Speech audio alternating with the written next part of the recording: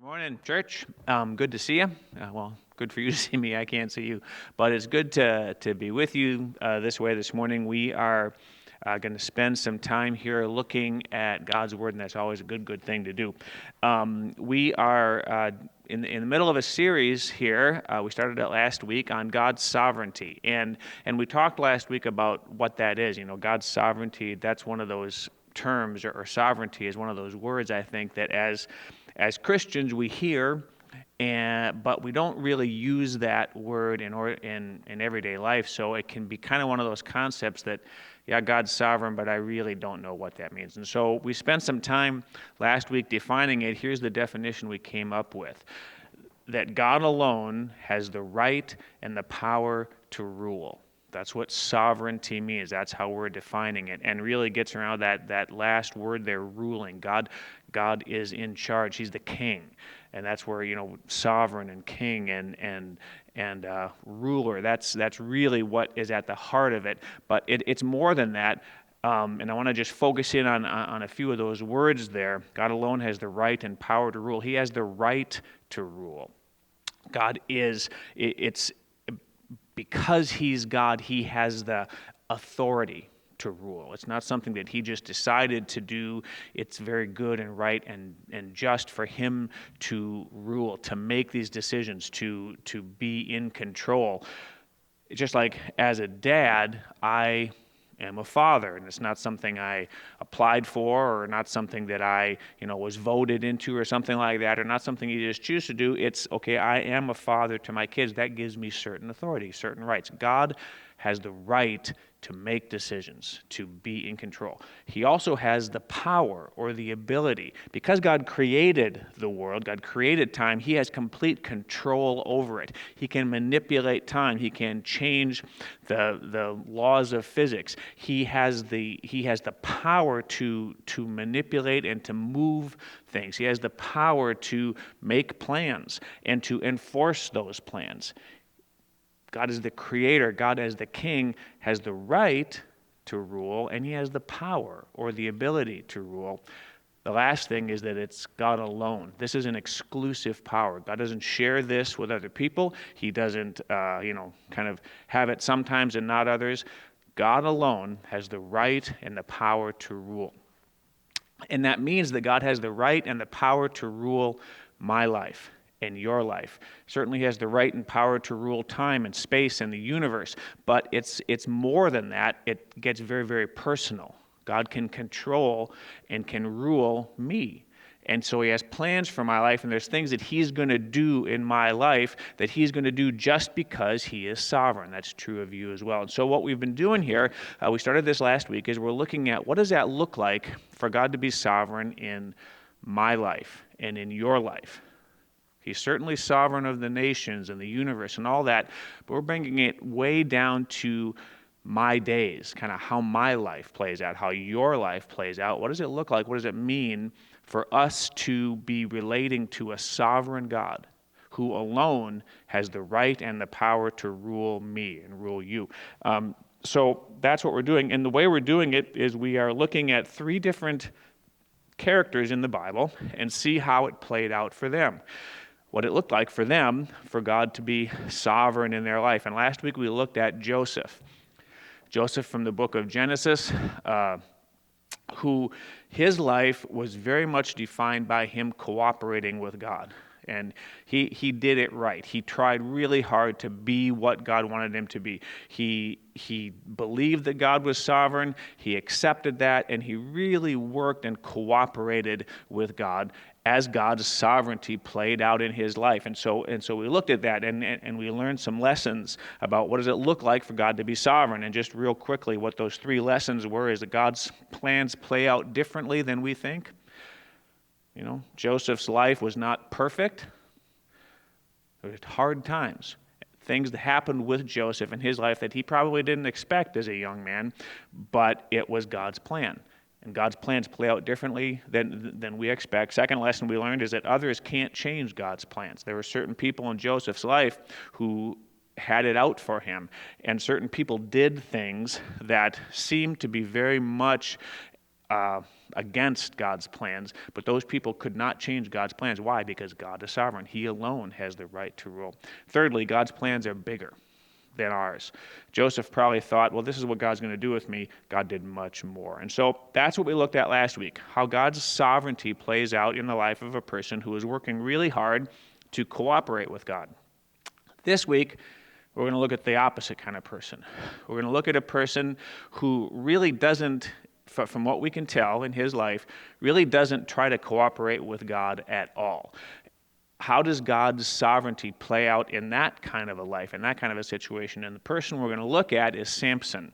Now, Samson shows up in the book of Judges, chapters 13 through 16, and Samson, of course, is famous. He's the guy with the long hair, with the great strength, Samson and Delilah. So we're going to look at his story and ask the question, all right, what does it look like for God's sovereignty to play out here in the life of a person who really kind of is the opposite of what we looked at last week, the opposite of Joseph.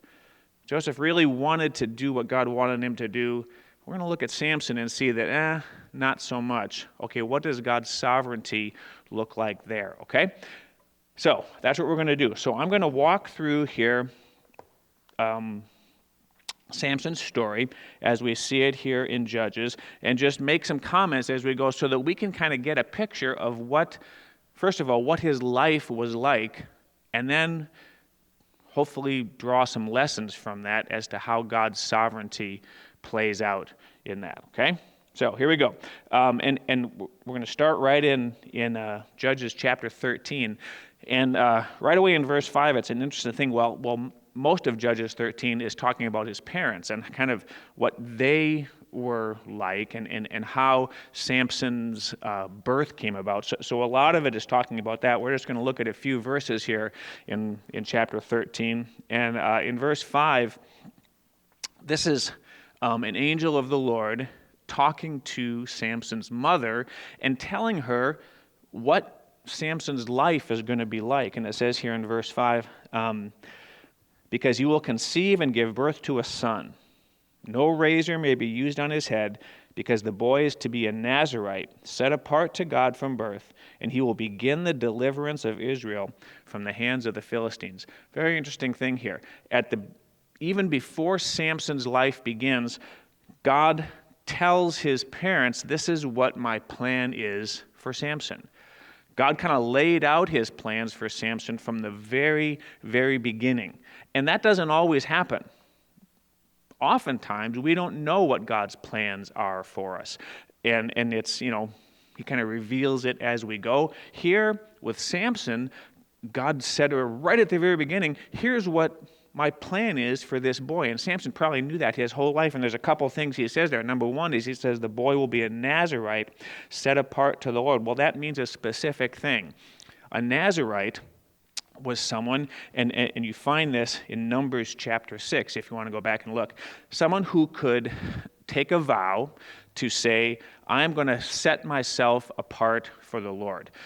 In other words, and you would do it for a time. You would say, okay, I'm going to take the vow of a Nazirite for the next 6 months or a year or 2 years or 5 years or whatever. And what that meant is a specific thing. You would then conduct yourself in a certain way. And there were certain things that you couldn't do. You couldn't have anything that was from the grapes, from the grapevine.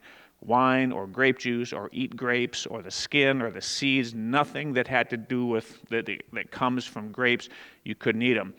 You couldn't cut your hair. No razor comes upon your head. You couldn't come in contact with a dead body. These were rules for this person who chose to make this vow, or I'm separated, I'm sanctifying myself to the Lord. You would choose to do that, and here are the things that you can't do, and then you would serve the Lord. In that time, there were certain things you would do. So God says, that's what I want Samson to be. This is how his life, kind of the way his life is going to work. It's going to be within the confines of this thing called a Nazirite, and he's set apart for the Lord. It wasn't you just did this because it was healthy. You did it because this is reminding me, this is reminding everybody, I am set apart to God. My life is dedicated to God's plans, to God's sovereignty. And God says here, not only is Samson going to be a Nazarite? This is how I want his life to play out, but this is what I'm going to do with him. I'm going to begin to use him to deliver the nation of Israel from the Philistines. At this time in Israel's history, Israel is being ruled by the Philistines. The Philistines were one of the people groups that Joshua did not wipe out. When Joshua and the Israelites came to the Promised Land from Egypt, they systematically eliminated many of the other tribes and nations that were there. Some of them they didn't. One of those tribes that stayed, one of those nations that stuck around was the Philistines. Now here, many years later, the Philistines have risen to power and taken over the nation of Israel. So the Israelites are subject to the Philistines. God says, I'm going to deliver my people from the Philistines, and Samson, I'm going to use you to begin doing it. So it's interesting, right at the very beginning of Samson's life, even before he's born, God laid out his plans for Samson. Wouldn't it be great if God said to you, this is what I'm going to do with you, this is how I want you to do it? Wow, that would be nice. Many of us don't have that. Samson had it. And we see here at the end of chapter 13 that Samson begins to see how that's going to play out. In verses 24 and 25, it says, the woman gave birth to a boy and named him Samson. He grew, and the Lord blessed him. And the Spirit of the Lord began to stir him while he was in Mahanaim Dan between Zorah and Eshtaol. So in other words, as a young boy, God's Spirit began to stir Samson. So Samson's parents knew what God's plan for Samson was. They told Samson, I'm sure they told him, they had to tell him, because you're going to be a Nazarite, so here are the things that you can't do, son. And here's why. Because you're going to be set apart from God, and God told us he's going to use you to begin the deliverance of Israel from the Philistines. He'd heard that as a boy, and we see here as he grows up that he's feeling the Spirit of the Lord stirring in him. What a great thing. Wouldn't you love that for your kids? They know what God's plan is, and they're feeling God stirring in them. It seems like Samson is being set up to have really a powerful, powerful life. But as we see Samson begin to grow, we begin to see something in him. And I'm going to look through chapters 14 and 15 here, because we begin to see Samson's heart. God has a plan for Samson. He's communicated that plan. But now Samson has to respond to it. And this is where we see where Joseph responded a certain way. Samson begins to respond to God and God's sovereignty in a very different way. And Samson's heart begins to be revealed. And we're not going to be able to get into all of this, but we're going to walk through here chapters 14 and 15 just to see what Samson's heart is. And right away in chapter 14, Samson is now a young man, an adult, but a young adult. It says this, Samson went down to Timnah and saw there a young Philistine woman. When he returned, he said to his father and mother, I have seen a Philistine woman in Timnah. Now get her for me for my wife. Now, right off the bat, this is something that Samson's not supposed to do. He wants to marry a Philistine. And the reason that that's an issue is that earlier in Israel's history, God told them, don't do this. Don't marry the people from the nations around you, because they're going to turn your heart away from me. And so if you look in Deuteronomy chapter 7, and again, this is something Samson would have known, in Deuteronomy, kind of the law that God had set out for the nation of Israel, part of it was do not intermarry with the nations around you. Samson knew that, but he's stepping outside of that. It's like he doesn't care. And his parents now in verse 4, in verse 3, his father and mother replied, isn't there an acceptable woman among your relatives or among all our people? Must you go to the uncircumcised Philistines to get a wife? But Samson said to his father, get her for me. She's the right one for me. And a little bit later, in verse 7, it says, then he went down and talked with the woman, and he liked her.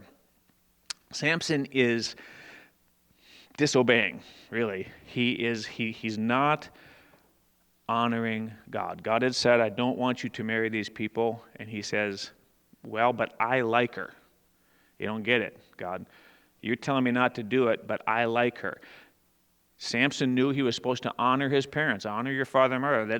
That's the basis, the 10 Commandments, kind of the basis of the law of Moses.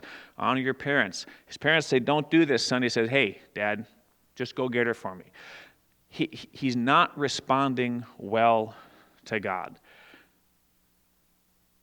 And it is just interesting to me that he's doing that. And I think what's happening here is he is saying, God, I know what you want me to do, but this is what I want.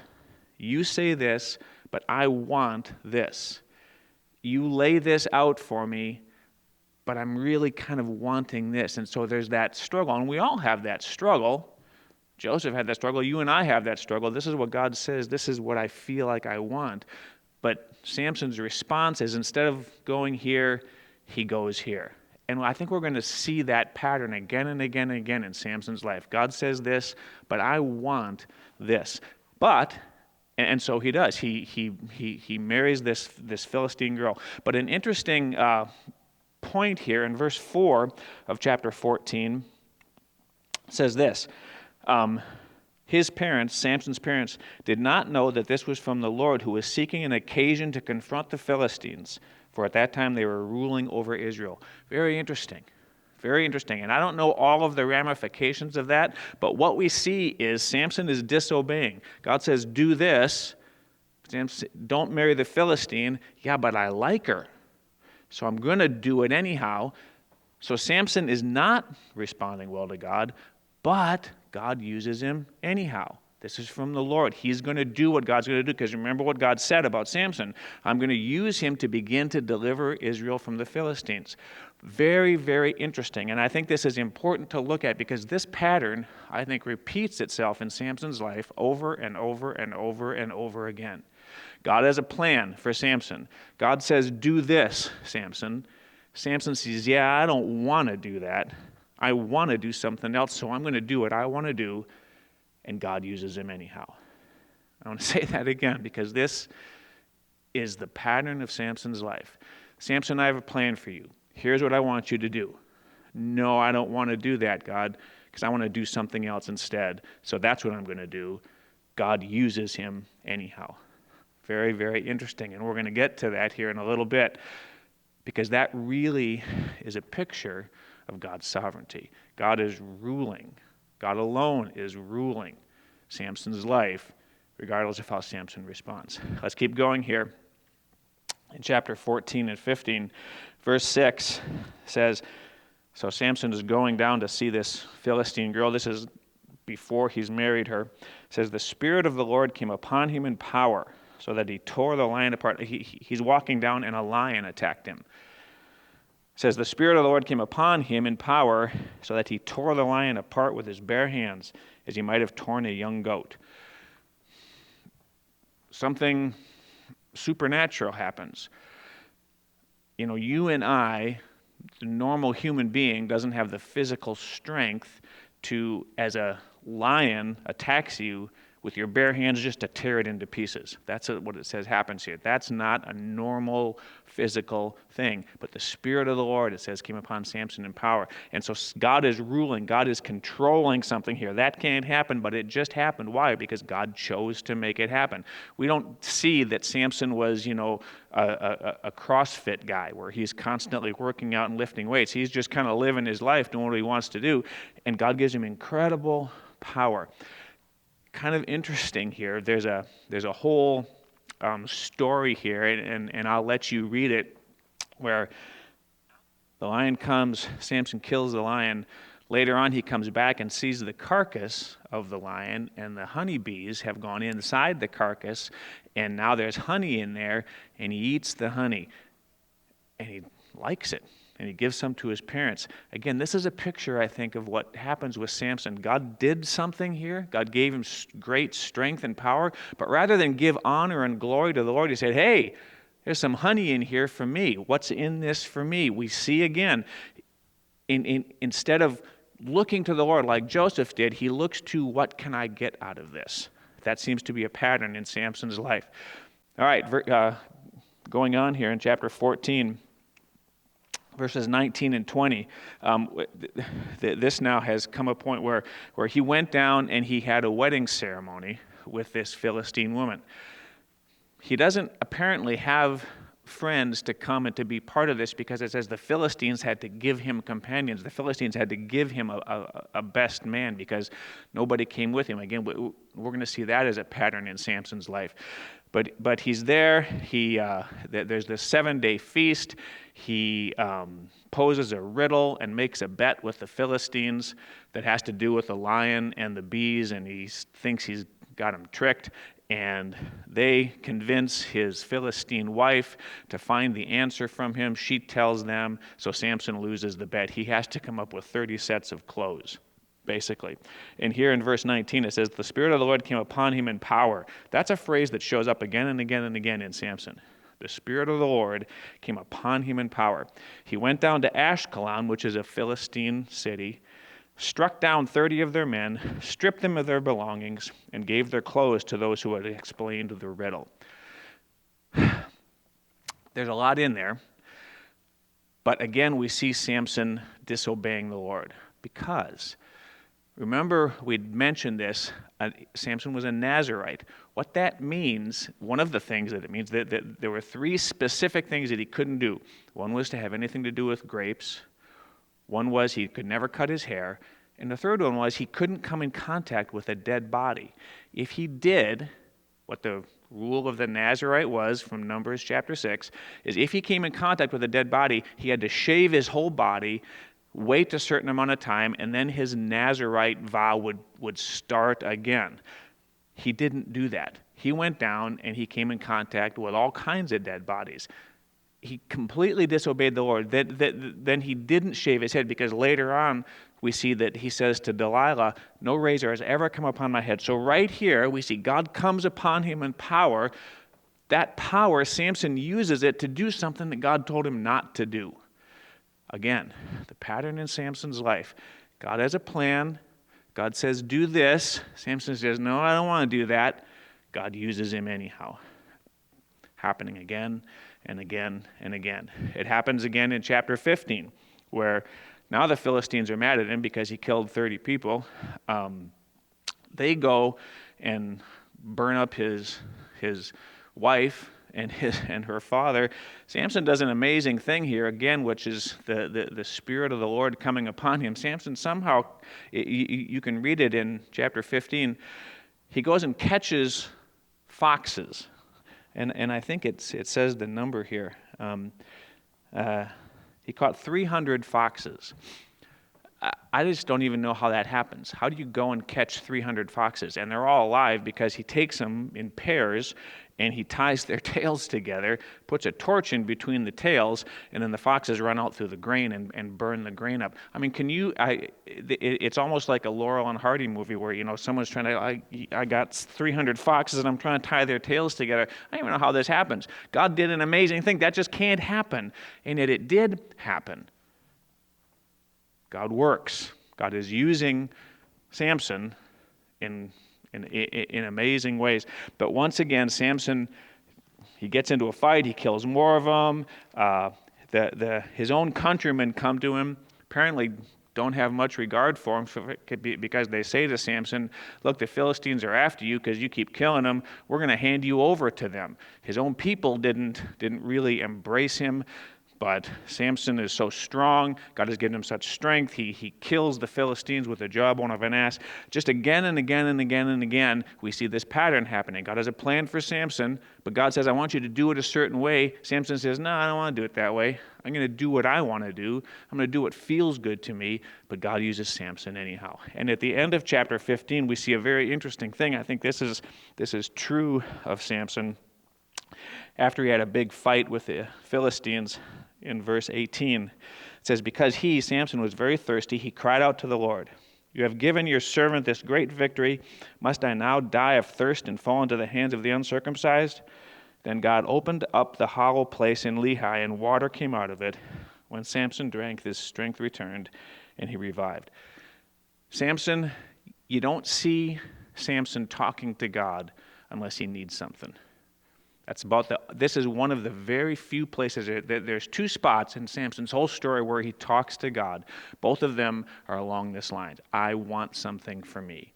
Samson was focused on his own desires, I think. As I read his story, Samson knew God had a plan for him. Samson knew what God was asking for him. But Samson, I want this. I like this. And so if that's different from what you're asking God, I'm going to go my way. That was Samson's heart. And yet, in the midst of that, someone who's not cooperating with God, God is still using him. God is still doing amazing things. We'll finish up Samson's story here with chapter 16, and we won't spend a whole lot of time in this, but 16 is the story of Delilah. Samson and Delilah, and Samson's downfall. And it's interesting, it starts with Samson went down to the Philistines and found himself a prostitute and spent time with her. Then later on in the chapter, he's with Delilah, who is also a prostitute, who is also a Philistine. It's interesting, at the end of Samson's life, the only people we see him with are prostitutes. Apparently he has no friends, no country, no family to be with. The only people we see him with are prostitutes. And so here with Delilah, she's a Philistine, she's a prostitute, it's just not good. Samson appears to be very lonely and alone. In fact, if you read the story here in chapter 16, he knows Delilah is out to get him. He has to, because she keeps pressing him, what's the source of your great strength? Because the Philistines hate Samson. They can't beat him. He's like Superman, and he keeps killing them. So they tell Delilah, you find out what the source of his strength is, and we'll pay you. So she keeps pressing him and keeps asking him, and he keeps telling her these wrong things. But every time he tells her something, she tries it. He has to know this woman is not trustworthy. This woman is trying to get me killed, but he doesn't leave. He stays there. And I think it's because he is so desperately lonely. This is the only person that's paying attention to him. I don't know that, but I'm guessing that his life is turning out poorly here. Well, eventually he gives in. He tells her what the source of his strength is. No razor has ever touched my head. So she shaves him. The Philistines come. He's lost his strength. They gouge out his eyes, and they put him to work as a slave, grinding grain. They chain him to a big circular mill, and he pushes just like a mule, just like a donkey, blind, weak, enslaved, alone. His life ends up horrible. And yet, in the midst of it here, at the end, his hair starts to grow, and he gets strong again, and the Philistines come and get him to laugh at him. And he is there. The Philistines are having a huge party in this hall. Samson is there. His hair is grown now. And he says an interesting thing. Here's the second time we see him call out to God in chapter 16, verse 28. It says this, Then Samson prayed to the Lord, O sovereign Lord, remember me, O God. Please strengthen me just once more, and let me with one blow get revenge on the Philistines for my 2 eyes. And Samson reached toward the 2 central pillars on which the temple stood, bracing himself against them, his right hand on one and his left hand on the other. Samson prayed, let me die with the Philistines. Then he pushed with all his might, and down came the temple on the rulers and all the people in it. Thus he killed many more when he died than while he lived. At the very end of his life, we see the exact same pattern playing out. Samson talks to God about what he wants. Lord, help me to what? Do your will? Deliver the nation of Israel from the Philistines? No. Help me get revenge for my eyes. Samson's entire life seems to be focused around what he wanted, what felt right to him. It was all about him. And yet, we see God working, God using. God gave him the strength, and he killed many more Philistines in his death than when he was alive. So that's the story of Samson. What do we learn from that? Well, three things, I think. Here's one. God's plans don't depend on your effort or skill. Or maybe another way to say it is that just because God is using you doesn't necessarily mean that you're doing well. I've heard so many Christians, say that. oh, God is blessing me, that must mean that I'm doing just what I'm supposed to do. Well, that's not true of Samson. Samson continually didn't do what he was supposed to do, and God still used him. You see, Samson was used by God with his great strength, and Samson didn't create that on his own. Samson didn't go out and work out and get this strength. God just gave it to him. God didn't give it to him because of Samson's great heart or Samson's great character. He had neither, from what we can see. God used Samson, even though Samson didn't seem to be doing anything to make that right or to cooperate with it. And that's an interesting point. We talked about that a little bit last week with Joseph. Joseph did the right thing, and yet his life still had downturns in it.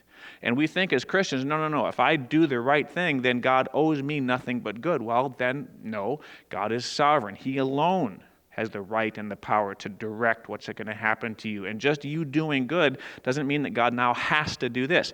The converse is true as well. You doing bad doesn't mean that God now has to do something else. God still used Samson, even though Samson wasn't responding to God. Why? Because God alone, not Samson, God alone has the right and the power to rule Samson's life and to do with Samson what God wants to do with him, whether he cooperates with it or not. Just because God is using you, it doesn't necessarily mean that you're doing well. Samson wasn't doing well, and his life didn't turn out well. God still used him. Here's a second thing we learn, and it's similar, but not quite the same. And that's this: God uses people who we think he won't. God uses people who we think he won't or he shouldn't. In other words, doing poorly doesn't necessarily mean that God won't use you. We look at certain people and think God can't or won't or shouldn't use that person for anything because they're just disobeying. They're not doing what they're supposed to do, so God isn't going to use them. That's not true. If you just looked at Samson's life, you would think this is a guy that God doesn't want anything to do with, and yet God still used him. Why? Because God is sovereign. And these two things, I think, are worth spending a little time on here. That first one, God's plans don't depend on you and your effort and skill, and God uses people who we think he won't. It just challenges our understanding of how God works in people's lives. And we just have to recognize that there are certain people in the world that God is going to use, and he might use in your life, even though you might disagree with everything they do. I can remember there was a guy who I still don't know if he was completely crazy or if he was an angel of the Lord. And I'm not exaggerating when I say that, because on the face of it, he seemed crazy, and maybe he was. It is. Didn't have a job, had all these wild conspiracy theories, and sometimes you'd talk to him and you'd think, my goodness, are you even, sane? But he said one or two things to me that I have never been able to get out of my head, and I believe that God spoke them to me. I believe it. Well, God wouldn't use a crazy person to speak. Why not? He used Samson to do amazing things. So God might use people that you don't believe. So the first one was God's plans don't depend on your effort or skill. The second one is God uses people who we think he won't. And the third thing is cooperating. So then the question is, well, why cooperate with God at all? If God's going to use you anyhow, well, what difference does it make whether I cooperate with God's plans at all? Here's why. It's looking at the difference between Samson's life and Joseph's life. Cooperating with God makes the good in life better, and it makes the bad in life powerful. Let me explain that. Joseph cooperated with God in his plans. Joseph had good times in his life and bad times in his life. Samson didn't cooperate with God. Joseph had good times in his life and bad times in his life, but you look at their lives and how they played out. In Joseph's life, because he cooperated with God, the good times were better. They were sweet. They were wonderful. They were all that God wanted them to be. They were a blessing to him. And the bad times in Joseph's life were bearable and they were powerful, and that they taught him lessons. They drove him closer to God. They formed him in some very good ways. Cooperating with God doesn't mean that you're not going to have the bad times, but it makes those bad times bearable and powerful, and it makes the good times sweet and the blessing God wants them to be. Versus Samson, who didn't cooperate. So what do we see in his life? The good times were never what they could have been. He was always off a little bit. Marriage and falling in love didn't bless him. And the bad times were overpowering and debilitating. You cooperate with God not because it changes how God's going to use you necessarily, but because it changes the course of your life and how you respond to your life.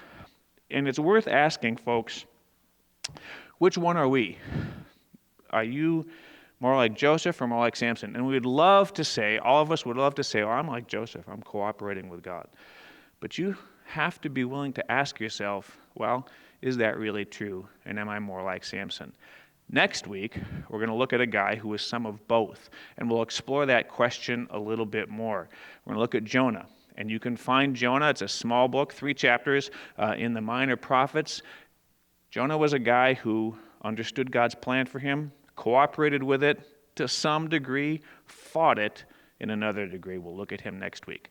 Father, thank you that you are sovereign in our lives. And I just pray, Lord, that we would learn to be people who understand that and who run with you, Lord. We want to be used by you. We need to be blessed by you. Lord, you are our sovereign God, and we are grateful. In Jesus' name, amen.